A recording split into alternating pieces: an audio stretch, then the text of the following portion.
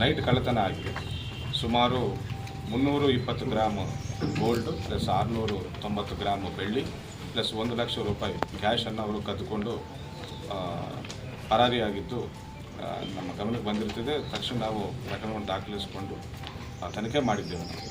ತನಿಖೆ ಮಾಡುವಾಗ ನಮ್ಮ ಕಮಾಂಡ್ ಸೆಂಟರ್ ಮುಖಾಂತರ ಆ ಟೈಮಲ್ಲಿ ಅಲ್ಲಿ ಓಡಾಡಿದ ವೆಹಿಕಲ್ಸು ಡೀಟೇಲ್ಸ್ ನಾವು ಪತ್ತೆ ಮಾಡಿ ಆರೋಪಿಗಳ ಗುರುತು ಪತ್ತೆ ಹಿಡಿದು ನಾವು ಮಹಾರಾಷ್ಟ್ರಕ್ಕೆ ಹೋಗಿ ಅಲ್ಲಿಂದ 3 ಆರೋಪಿಗಳನ್ನು ನಾವು ದಸ್ತಗಿರಿ ಮಾಡಿ ಅವರ ಕಡೆಯಿಂದ 100% ರಿಕವರಿ ಮಾಡಿ 320 ಗ್ರಾಮ್ ಗೋಲ್ಡು 690 ಗ್ರಾಮ್ ಬೆಳ್ಳಿ ಎಲ್ಲ ನಾವು ರಿಕವರಿ ಮಾಡಿದ್ದು ಅಂತ ಹೇಳಕ್ಕೆ ನಾವು ಇಷ್ಟಪಡ್ತಾ ಇದ್ದೇವೆ.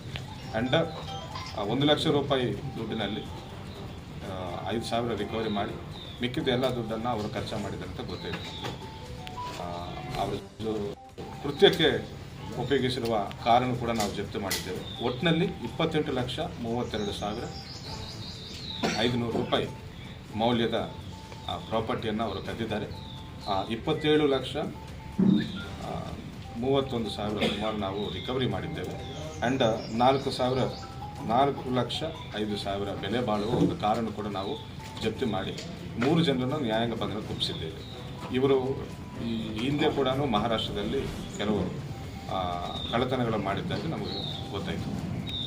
ಸೊ ಈ ಪ್ರಕರಣದಲ್ಲಿ ಒಳ್ಳೆಯ ಕೆಲಸ ಮಾಡಿದ್ದ ನಮ್ಮ ಕಮಲ್ ನಗರ್ ಸ್ಟಾಫು, ಪಾಲಿಕೆ staff and head quarters staff ಎಲ್ಲರಿಗೂ ಕೂಡ ನಾನು ಬೀದರ್ ಜಿಲ್ಲಾ ಪೊಲೀಸ್ ವತಿಯಿಂದ ನಾನು ಅಭಿನಂದನೆಗಳನ್ನು ತಿಳಿಸ್ತೇನೆ.